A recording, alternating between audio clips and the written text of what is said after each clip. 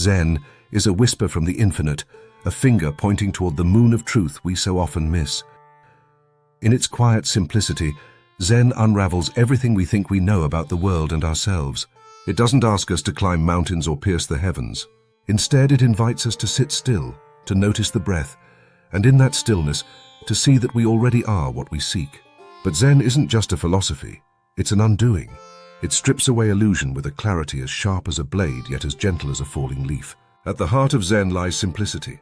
Not simplicity as an aesthetic choice, but as the essence of enlightenment itself. It is the art of letting go, of dissolving the clutter of thoughts, beliefs, and expectations that obscure reality. Picture a fog lifting from a lake at dawn. The water beneath was always there, still, reflective, infinite, but it took the rising sun to reveal it. Zen is that sun, illuminating the path not by adding anything, but by removing what doesn't belong. Enlightenment, then, isn't an achievement.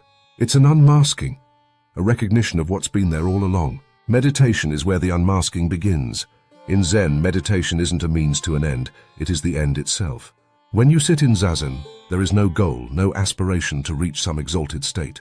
There is only the act of sitting, the breath flowing in and out, the raw presence of existence.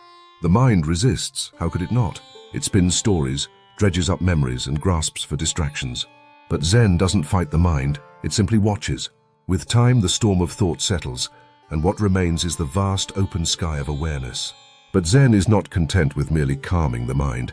It seeks to shatter it awake. Enter the koan, that maddening riddle designed to short-circuit logic and thrust you into direct experience. What is the sound of one hand clapping? What is your original face before your parents were born? 1,000 answers may arise, but none will satisfy the questions. And that is the point. The koan is a doorway into the paradoxical nature of reality, where opposites merge and duality dissolves. It forces you to confront the limits of intellect and step into the uncharted territory of pure awareness. There, you don't answer the koan, you become it. Yet Zen refuses to confine enlightenment to the meditation cushion or the contemplation of koans. It insists that life itself is the practice. When you sweep the floor, sweep the floor. When you drink tea, drink tea. To the untrained eye, this seems absurdly obvious, but Zen reveals how rarely we are fully present. Our minds are always elsewhere, tangled in past regrets or future anxieties. Zen calls us back to the moment, to the sacredness of the mundane. In this way, the ordinary becomes extraordinary, and life itself becomes a meditation. Zen also speaks of mushin, the state of no mind. This is not the absence of thought, but the absence of attachment to thought. It is the effortless flow that arises when the mind no longer interferes. Imagine a dancer lost in the rhythm, their movement spontaneous and unself-conscious.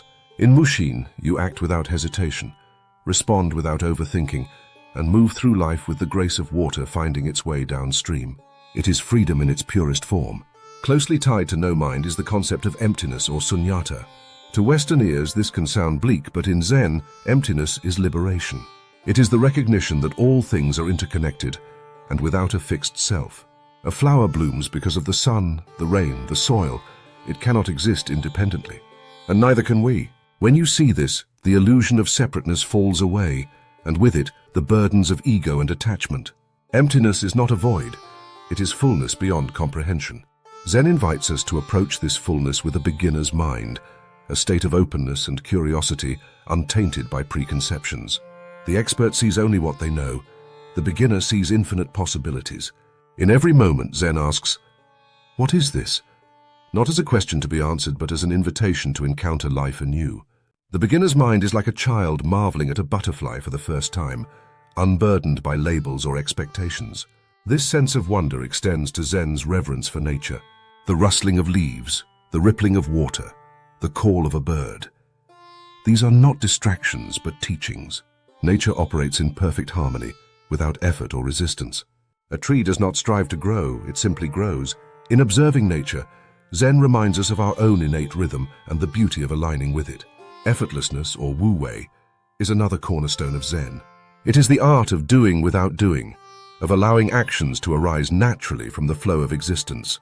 This doesn't mean passivity, it means acting in harmony with the moment. The harder you try to grasp enlightenment, the further it recedes. But when you let go, when you stop chasing and simply be, it unfolds on its own. This unfolding reveals the interconnectedness of all things.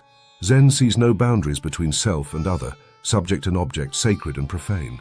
Everything is part of a vast, interwoven tapestry. To harm another is to harm yourself. To heal yourself is to heal the world. This understanding dissolves duality and fosters compassion, not as an obligation but as a natural expression of oneness. Non-attachment flows naturally from this oneness. Zen doesn't ask us to renounce the world but to engage with it without clinging. When you love without possessiveness, work without obsession, and live without fear of loss, you become truly free. Non-attachment is not detachment. It is intimacy with life in its purest form. In this intimacy, Zen teaches us to listen, not just to words, but to the silence between them. The sound of silence is profound, not because it is empty, but because it is alive with presence. In silence, the mind quiets, and the truth of existence becomes audible.